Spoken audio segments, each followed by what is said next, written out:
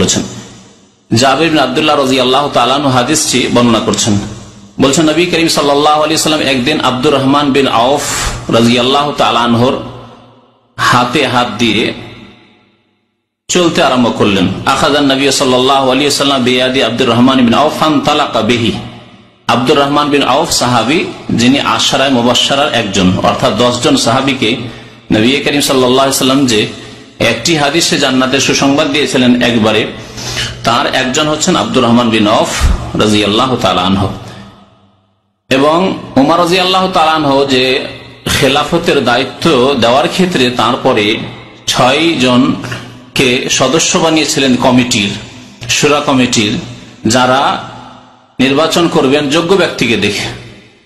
জনসাধারণের উপর একেবারে ছেড়ে দেওয়া হয়নি, কারণ জনসাধারণ সবার বিবেক বুদ্ধি ইমান এক রকমের নয়, বাছাই নির্বাচন মনোনয়ন এক রকমের নয়, সুতরাং একেবারে জনসাধারণের উপর ছেড়ে দেওয়া হয়নি। 6 জন বিশিষ্ট ব্যক্তি, তাদের অধিকাংশ ছিলেন আশরায়ে মুবাশশারা। 2 জন ছিলেন যারা খলিফা হয়েছেন, ওসমান রাদিয়াল্লাহু তাআলা আনহু এবং আলী রাদিয়াল্লাহু তাআলা আনহু। তাদের একজন হচ্ছেন আব্দুর রহমান বিন আউফ রাদিয়াল্লাহু তাআলা আনহু। তো আব্দুর রহমান বিন আউফ রাদিয়াল্লাহু তাআলার হাত ধরে নবী করিম সাল্লাল্লাহু আলাইহি ওয়াসাল্লাম যেতে লাগলেন ইলা ইবনে ইব্রাহিম। নবী করিম সাল্লাল্লাহু আলাইহি ওয়াসাল্লামের এক পুত্র ছিল, যার নাম ছিল ইব্রাহিম রাদিয়াল্লাহু তাআলা আনহু, আলাইহিস সালাম নয়। কারণ বিদাতীরা, এক শ্রেণীর বিদাতীরা আছে যারা নবী সাল্লাল্লাহু আলাইহি ওয়াসাল্লামের বংশের লোকের নাম আসলে, বিশেষ করে যদি আলী রাদিয়াল্লাহু তাআলার বংশের কোন ব্যক্তির নাম হয়তো আলাইহিস সালাম বলে থাকে। আলাইহিস সালাম যেহেতু আম্বিয়া কেরামের সাথে উলামায়ে কেরামরা খাস করেছেন, এটি হচ্ছে আহলে সুন্নাত ওয়াল জামাতের লক্ষণ, যে যারা আম্বিয়াগণের নাম আসলে বলবে আলাইহিস সালাতু ওয়াস সালাম বা আলাইহিস সালাম সংক্ষেপে বলবে, আর সাহাবায়ে কেরামের নাম আসলে তারা বলবে রাদিয়াল্লাহু তাআলা আনহু। নবী করিম সাল্লাল্লাহু আলাইহি ওয়াসাল্লামের ছেলে, সুতরাং ইব্রাহিম রাদিয়াল্লাহু তাআলা আনহু মারিয়া রাদিয়াল্লাহু তাআলা আনহার পেট থেকে তিনি জন্ম নিয়েছিলেন।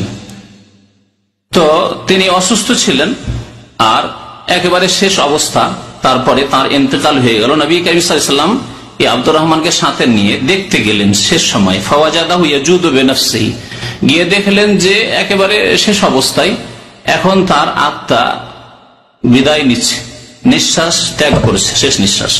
ফাআখাযাহু নবী সাল্লাল্লাহু আলাইহি ওয়াসাল্লাম ফাওয়াদাহু ফি হিজরিহি, নবী সাল্লাল্লাহু আলাইহি ওয়াসাল্লাম তাকে কোলে নিয়ে বসলেন। ফাবাকা, এবং কেঁদে ফেললেন সাল্লাল্লাহু আলাইহি ওয়াসাল্লাম। নবী করিম সাল্লাল্লাহু আলাইহি ওয়াসাল্লাম কেঁদে ফেললেন। তাহলে বোঝা গেল যে কারো জন্য কান্না করা, বিশেষ করে মৃত ব্যক্তির উপর কান্না করা জায়েজ আছে, কিন্তু চিৎকার করা জায়েজ নাই। চোখের কান্না বিনা আওয়াজে, এটি হচ্ছে শরীয়ত সম্মত, নবী করিম সাল্লাল্লাহু আলাইহি ওয়াসাল্লামের কান্না এসেছে, কারণ এটি হচ্ছে প্রাকৃতিক বিষয়। নবী সাল্লাল্লাহু আলাইহি ওয়াসাল্লামকে যখন সাহাবারা জিজ্ঞাসা, ইয়া রাসূলুল্লাহ আপনিও কাঁদেন, এই ঘটনাতে জিজ্ঞাসা করেছেন, সহিহ বুখারীতে রয়েছে। তখন নবী সাল্লাল্লাহু আলাইহি ওয়াসাল্লাম বলেছিলেন যে ইন্নাহা রাহমাহ, এটি হচ্ছে দয়া, যা মানুষের অন্তরে আল্লাহ পাক সৃষ্টি করেছেন, এটাকে বাধা দেওয়া যায় না। আপন জনের ইন্তেকাল হয়েছে, আপন জনের দুর্ঘটনা হয়েছে বা কিছু হয়েছে, তাতে কান্না আসা এটি স্বাভাবিক। ইন্নাহা রাহমাহ, আল্লাহ পাক মুমিন বান্দাদের বা মানুষের অন্তরে যা দিয়েছেন। ফাকাল লাহু আব্দুর রহমান আতাবকি, আব্দুর রহমান আউফ জিজ্ঞাসা করলেন যে আপনিও কাঁদেন ইয়া রাসূলুল্লাহ, আওয়ালাম তাকুন নাহাইতা আনিল বুকাই, আপনি কি কান্না থেকে নিষেধ করতেন না?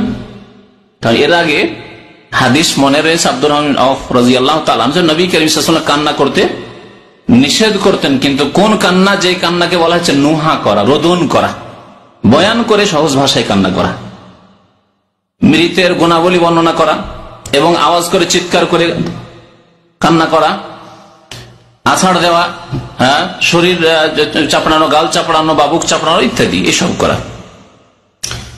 আপনি কি কান্না করতে নিষেধ করতেন না? ফাকাল্লা, নবী করিম সাল্লাল্লাহু আলাইহি ওয়াসাল্লাম, আমি কান্নাতে নিষেধ করিনি, তবে ওয়ালাকিন নাহাইতু আন সাউতাইনি আহমাকাইনি, তবে আমি দুইটি মূর্খদের, নির্বোধদের, বেকুফদের, আহমাক আমাদের ভাষায় আহমক ব্যবহার করা হয়, হয় না, মানে লোকটি আহমক, তো দুইটি আহমক বা নির্বোধদের আওয়াজ থেকে, ধ্বনি থেকে নিষেধ করেছি। ফাজের আইনে যে দুইটি ধ্বনি বা আওয়াজ বা কণ্ঠ হচ্ছে ফাজেরদের, পাপিষ্ঠদের। একটি আওয়াজ, তার মধ্যে একটি ধ্বনি বা একটি কণ্ঠ হচ্ছে সৌতুন ইনদা মুসিবাতিন, কোন বিপদ আপদের সময়, মুসিবতের সময় আওয়াজ করে কান্না করা। তাহলে স্পষ্ট হয়ে গেল যে আওয়াজ করে কান্না করা এটি হচ্ছে ফাসেকদের কাজ, ফাজেরদের কাজ এবং নির্বোধদের কাজ। খামসে ওজুহিন, এবং গাল নুচা, মুখমণ্ডল নুচা। অসাক্য জয়ুবিন, এবং কাপড় চোপড়কে ফাড়া, বুক চাপড়ানো ইত্যাদি। আর দ্বিতীয় আওয়াজ, দ্বিতীয় ধ্বনি হচ্ছে ওয়ারান্নাতে শয়তানিন, শয়তানের ধ্বনি আরেকটি, অর্থাৎ গান বাজনা। নবী সাল্লাল্লাহু আলাইহি ওয়াসাল্লাম মাজামিরুশ শয়তান বলেছেন, ওয়ারান্নাতুশ শয়তান, শয়তানের বাদ্যযন্ত্র বলেছেন গান এবং বাজনাকে, গান এবং মিউজিককে। তিরমিজির হাদিস। তো এই হাদিস দ্বারা স্পষ্ট হয় যে গান বাজনা শরীয়তে হারাম।